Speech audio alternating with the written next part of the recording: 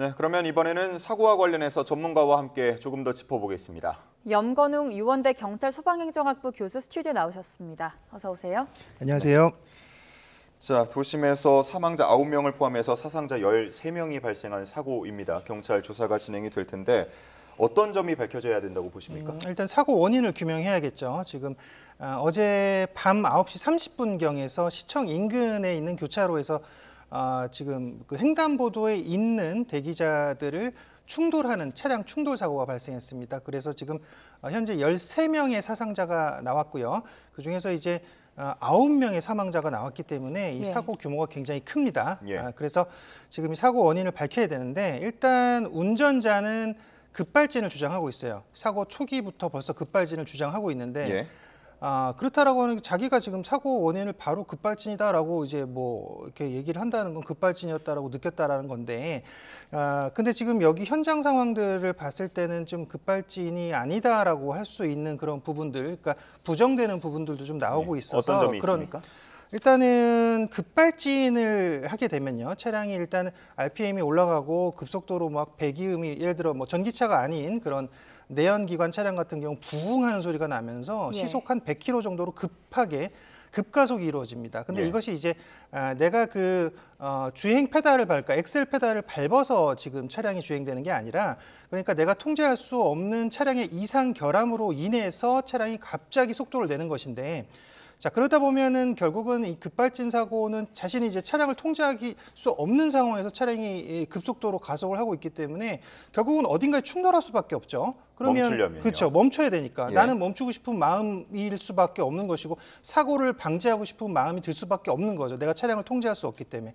근데 속도가 줄어들지 않는다. 그렇게 되면은 보통 이제 뭐 가드레일이라든지 또는 건물 같은데 들이받고 이 사고가 이제 차량의 급발진이 멈추게 되는 경우들이 많습니다. 그래서 지금 이 사고 같은 경우는 조금 다른 양상을 보이고 있는데요. 차량이 일단 제니시스 차량으로 알려져 있고요. 제니시스 차량이 처음에 지금 그러니까 지금 여기가 일방 통행, 4차선 일방 통행 도로거든요. 거기서 200m 정도로 역주행을 합니다. 역주행을 하고 최초에 지금 BMW 차량과 소나타 차량을 추돌하거든요. 차량 2대를 추돌을 한 이후에 그다음에 횡단보도에 있는 보행자들 쪽으로 차량이 급속도로 또 가속을 해서 거기서 이제 그 충돌을 하게 되는데 거기서 이제 지금 희생자들이 발생했던 그런 내용들이 보이는데 그러면 여기서 그러니까 만약에, 그러니까 저도 그냥 만약에라고 가정을 하고 말씀드리면 급발진 차량 같았으면 여기서 속도가 더 났어야 되는 거죠. 계속 그 속도를 유지했어야 되는 거죠. 그러니까 사고가 난 후에도 그렇죠. 차량의 엔진이 완전히 것이다. 파손된 게 아니라고 하면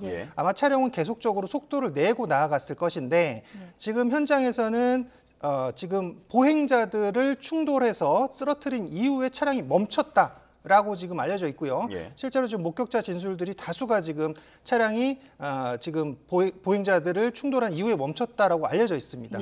그렇다라고 하는 것은 자신의 의지대로 분명히 이 차량을 멈출 수 있었다라는 가정이 가능한 거거든요. 그러니까 급발진 차량 같은 경우는 여기서 멈출 수가 없다니까요. 근데 지금까지 알려진 급발진 차량들의 사례들을 봤을 때 급발진이 발생한 이후에 차량이 다시 정상이 돼가지고 멈추는 경우는 없었어요. 하지만 중간에 만약에 큰 충격이 있었다고 한다면 이게 멈출 가능성 없습니까? 지금 근데 차량 2대를 추돌한 이후에 보행자를 충돌한 부분은 사실 차량에 가해지는 물리적 충격이 그렇게 크진 않습니다. 그렇기 속도가 때문에 별로 줄어들지 않고 그렇죠. 그대로 줄어들지 않았다라고 거죠? 가정을 해야 될 것 같고요. 그리고 지금 아까 차량이 어떤 차량인지 정확하게는 모르지만 제니시스 차량으로 알려져 있기 때문에 그 차량의 상태를 봤을 때는 뭐 이제 완파가 된 그런 상태는 아니라고 보여지거든요.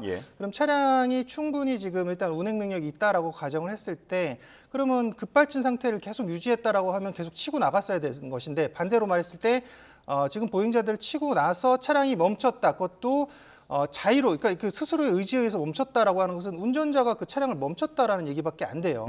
그렇기 때문에 그 목격자 진술에 의하면 지금 급발진이 아니다라고 뭐 주장하시는 목격자들도 계시는데 사람을 치고 나서 바로 멈췄다라고 하는 게 이게 결정적인 이제 진술로 작용할 가능성도 충분히 이제 보이거든요. 물론 목격자 진술이 이 지금 사고의 원인을 다 밝혀낼 수는 없습니다. 여기서 현장에서 증거들을 채집해야 되고요. 또 그다음에 차량의 이상 결함 상태도 파악을 해야 되고 특히나 제일 중요한 것은 운전자의 진술이 제일 중요하거든요. 예. 운전자를 조사해야 되는데 운전자도 뭐 가슴에 통증을 호소하면서 지금 일단 부상이 있다라고 해서 조사를 안 받고 있다라고 알려져 있어요. 경찰에서도 지금 운전자의 상태가 회복이 되면 그때 조사를 하겠다라고 밝히고 있기 때문에 일단 이 차량의 사고가 난 이유, 그다음에 원인에 대해서는 사실은 지금 차량 운전자의 진술이 가장 중요하거든요. 지금 이 부분이 일단은 나와야 되는 부분이고, 다만 현장 상황을 봤을 때는 물론 제가 이 급발진이 아니다라고 말씀드리는 건 아닙니다. 급발진이 됐을 가능성도 충분히 있어요. 최근에 차량 결함들을 봤을 때는 급발진 여부도 우리가 판단하고 국과수에서 조사를 해야 되겠지만 예. 아마 현장에서의 목격자들 진술이나 증거들을 봤을 때 종합해 봤을 때는 급발진보다는 운전자의 어떤 고의 또는 과실 여부가 이제 밝혀져야 될 것 같고 뭐 과실이다라고 하면은 이분이 이제 고령 운전자더라고요. 예. 지금 68살이신데 아마 지금 정확하게는 뭐 나와 있지 않지만 70대에 가까우신 분으로 알려져 있어요. 지금 운전자가, 사고 운전자가. 그럼 이 사고 운전자가 이제 고령 운전자이기 때문에 예를 들어 고령 운전 사고들의 대다수가 이런 거거든요. 이제 엑셀과 브레이크를 헷갈려서 이제 나는 경우도 있어요. 브레이크로 난 제동을 걸려고 했는데 엑셀 밟아고 차가 나아갔다. 이렇게 되는 경우들이 꽤 있어요. 그래서 이런 여부들, 운전 미숙이나 부주의 이런 것들이 있었나 여부를 좀 밝혀봐야 될 것 같고요. 일반적으로 만 68세면 혼동을 많이 하는 나이대입니까? 일단 우리나라에서는 고령 운전자로 분류는 되어 있죠. 이 부분이 지금 65세 이상은 고령 운전자로 분류가 되어 있어서 많은 지자체들에서 지금 뭐 운전면허증 반납을 하고 거기에 대한 인센티브를 주는 그런 뭐 제도들도 시행을 하고 있거든요. 예. 그래서 해외 여러 나라에서도 지금 고령 운전자에 대한 그런 부분을 어떻게 이제 대처를 해야 되나 이런 것들을 좀 많이 연구를 하고 있어요. 우리나라도 지금 굉장히 고민이 되는 부분인데 고령 운전자들의 사고가 계속 증가하고 있어요. 2020년에 3만 1,072건이었는데 지난해가 3만 9,614건으로 3년 새 27.5%가 증가했거든요. 그러면 고령 운전자에 대한 운전에서 사고 나는 그런 부주의나 과실 뭐 이런 사고들이 계속적으로 증가하고 있다. 그러니까 이 사고의 원인을 고령 운전자 사고다라고 정의 내릴 수는 없지만 다만 지금 우리는 많은 희생자가 난 이 사고에 대해서 원인을 밝혀야 되기 때문에 여러 가지 지금 아직 경찰 수사 결과가 나오지 않은 상태에서는 여러 가지 가능성을 우리는 제시해봐야 되고 지금 분석을 해봐야 되기 때문에 고령 운전자의 어떤 운전 미숙 또는 뭐 고의, 과실 뭐 이런 여부들도 지금 우리가 따져봐야 된다는 거죠. 그럼 구체적으로 일단 전반적인 그 원인을 추정해 볼 때 뭐 음주는 아닌 것으로 확인이 됐고 구체적으로 좀 어떤 가능성을 저희가 열어두고 봐야 할까요? 보통 이런 다수의 사상자가 나는 경우는 음주 사고가 가장 많거든요. 그래서 처음에는 음주 사고가 아니냐라는 얘기가 나왔었는데 지금 경찰에서 바로 처음에 밝힌 거는 음주 사고는 아니다라고 밝혔어요. 그러니까 바로 아마 그 음주 측정 기구가 있는데 그게 바로 나오거든요. 그래서 음주 측정 여부는 이제 음주를 하지 않았다라고 경찰에서는 분명히 밝히고 있고요. 그러면 다른 가능성들이 여러 가지가 존재하죠. 예를 들어 졸음운전도 이런 다수의 사상자가 발생하기 때문에 졸음운전이냐. 근데 이게 지금 호텔에서 바로 나온 상태에서 바로 앞에서 사고가 났기 때문에 수백 미터 정도요? 그렇죠. 수백 미터 앞에서 사고가 났기 때문에 졸음운전일 가능성도 상당히 적어질 수밖에 없죠. 그리고 지금 운전자 옆에 동승자가 한 분 계셨어요. 아내로 알려져 있는데 아내분도 계셨고 바로 앞에서 사실은 불과 뭐 몇 분 안에 난 사고이기 때문에 졸음운전 여부도 사실은 배제가 돼야 될 것 같다라고 생각이 들고요. 그러면 결국은 다른 이제 그 원인을 우리가 뭐 한번 제시해 본다면 뭐 마약에 의한 사고들 최근에 있었거든요. 롤스로이스 사고라든지 또는 수면 약물이라든지 이런 졸음이 오는 약물들 이런 약물들에 의해서 부작용에 의해서 이제 사고가 발생하는 경우도 있어요. 이런 부분도 이제 조사를 해봐야 될 거예요. 근데 마약 같은 경우는 이제 간이시약 검사를 한다고 해도 좀 시간이 걸리기 때문에 그래서 이런 부분도 이제 아마 경찰에서 조사를 할 것 같고요. 근데 이제 여기서 이제 추가적인 거는 아까 이제 앵커님도 말씀하셨지만 이제 급발진 여부냐 일단 급발진 여부는 차량 결함을 조사해야 되기 때문에 이건 이제 국가수에서 아마 조사를 할 건데요. 그러면 이제 EDR이라는 그다음에 사고 장치, 사고 기록 장치라고 있습니다. 이 사고 기록 장치를 조사하게 되는데 EDR은 사고 직전 5초가 기록되게 돼 있어요. 그러니까 이게 사고 직전 5초 동안 이상 이상 현상이 발생했냐, 차량에서 이상 결함이 발생했냐, 이게 EDR 기록에 나오거든요. 그래서 EDR 기록을 봤을 때 이것이 이상했으면 이제 예를 들어 급발진이 있었을 가능성도 있다라고 이제 조사가 될 것이고요. 예. 그렇지 않다라고 하는 이제 또 가정을 하게 되면 이제 아까 말했듯이 운전자의 어떤 실수, 부주의일 가능성이 있는데 급발진 사고를 원인을 조사할 때 어떻게 하냐면요. 보통 아까 EDR 장치 조사하고요. 주변에 있는 CCTV를 조사합니다. 그리고 예. 다른 차량의 블랙박스도 조사하고 지금 그걸 네. 경찰이 조사한다고 그렇죠. 밝혔죠. 주변의 목격자 진술도 이제 확보를 하는데 이게 뭐냐면 급발진이 됐을 때도 이 사람들은 브레이크를 밟으려고 그래요. 브레이크를 밟아서 제동을 하려고 하는데 그 브레이크가 먹히지 않는다는 거죠. 브레이크가 딱딱해진다라고 해요. 그러니까 우리가 풋브레이크라고 보통 표현하는데 풋브레이크를 밟았는데 이게 딱딱해서 들어가지 않는다라고 해요. 네. 그러니까 예. 속도는 계속 가속이 되고 있고 예. 그러니까 당황할 수밖에 없는데 근데 이 풋브레이크를 밟았다라는 것이 이제 그 기록이 남는 것이 주변에 있는 CCTV를 보면 브레이크를 밟았기 때문에 여기 그 뒤에 이제 붉은 등이 들어오잖아요. 예. 브레이크 예. 등이 그게 이제 들어왔냐 여부를 판단을 하거든요. 딱딱해지더라도 또 브레이크를 밟으면 밟았기 때문에 등은 들어오는 거죠. 등은 들어온다. 그렇죠. 이제 그런 거는 이 사람이 그러면 이거는 진짜 급발진이 맞을 수도 있겠다 이렇게 판단할 수 있는 기준이 되거든요. 예.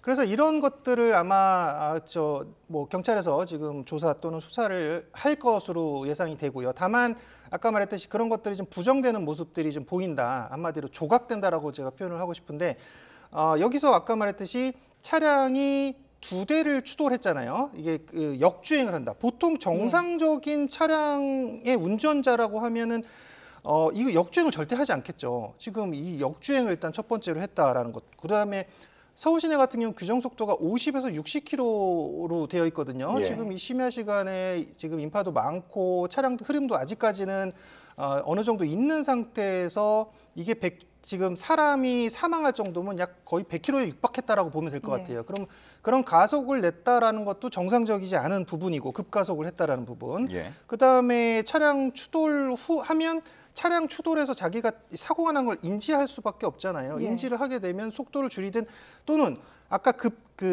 급발진이어서 만약에 속도가 줄지 않았다라고 회피 동작을 해야 돼요. 그러니까 예. 사고를 방지하려는 회피 동작이 분명히 있었을 거거든요. 예.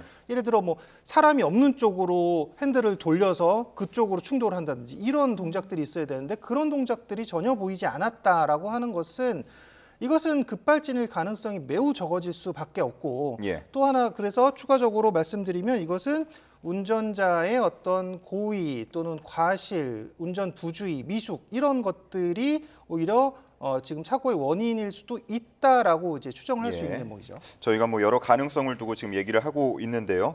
보통 인도와 차도의 경계에 보면 그 볼라드라고 부르나요? 맞습니다. 예. 구조물이 하나 있는데 네. 이게 어느 정도의 충격을 버틸 수 있습니까? 약 그게 제가 알기로는 한 60에서 80km 뭐 이 정도까지는 버틸 수 있다고 알려져 있어요. 근데 그게 지금 떨어져 나가서 인근에 있는 점포의 유리창까지 깼다는 거니까. 네, 한 60km 정도는 버티기 때문에 예. 그러니까 60km 이상이었다라고 보시면 될 것 같아요. 그래서 볼라드가 이제 그 쇠로 세워져 있는 그런 기둥 보시면 될 것 예. 같은데요. 그 볼라드 또는 연석들이 다 있어요. 연석하고 볼라드 또 그다음에 그 도로 쪽으로는 펜스가 설치되어 있거든요. 난간이라고 하죠. 철제 난간이 설치되어 있기 때문에 이런 것들을 충격하고도 또 사망자가 발생했다라고 하면 굉장히 그 급가속이 이루어졌다라고 볼 수 있는 내용들이고 이런 구조물들을 충격하고 또 2차적으로 지금 보행자들을 덮쳤다라고 하는 것들은 상당한 급가속이 이루어졌다라고 볼 수 있는 거죠. 예.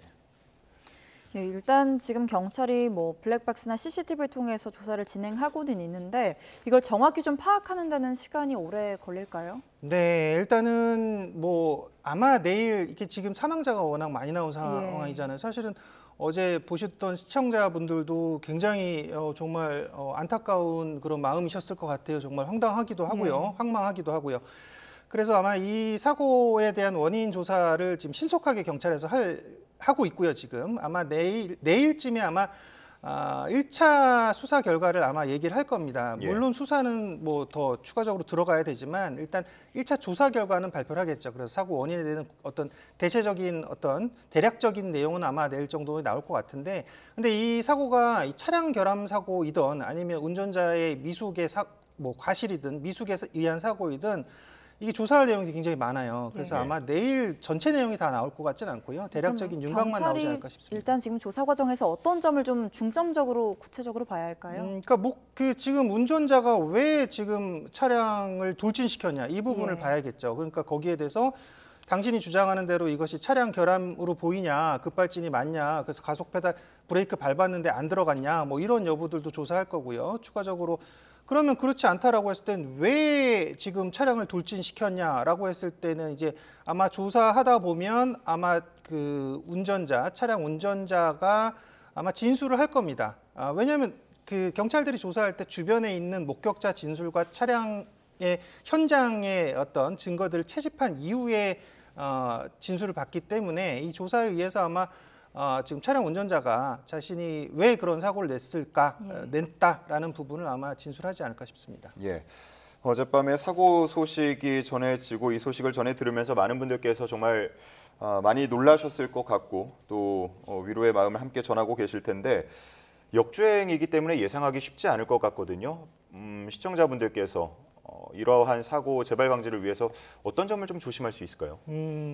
사실 근데 어제 그런 사고가 났다라고 하면 누구도 피하지 못할 상황이었을 것 같아요. 왜냐하면 일방적인 방향으로 차량이, 그러니까 정방향으로 차량이 오는 것도 아니었고 역방향으로 차량이 오는 것이었고요. 또 네. 서울 시내 한복판에서 이게 갑자기 차량이 가속을 해서 특히나 횡단보도 앞에 있는 대기하고 있는 보행자를 덮칠 것이라고 누구도 예상하지 못하죠. 특히나 어제 사고에 사상자가 많이 발생한 이유는 횡단보도에서 길을 건너려고 대기하고 계셨던 분들을 충돌했기 때문에 이게 사망자가 많이 발생했거든요. 예. 그렇기 때문에 이런 사고가 발생하지 않기 위해서는 일단은 뭐 보행 신호를 준수하셔야 되겠지만 이건 보행 신호와는 상관이 없었던 문제이기 때문에 아니면 제도나 뭐 시설물 관점에서는 더 보충할 게 없을까요?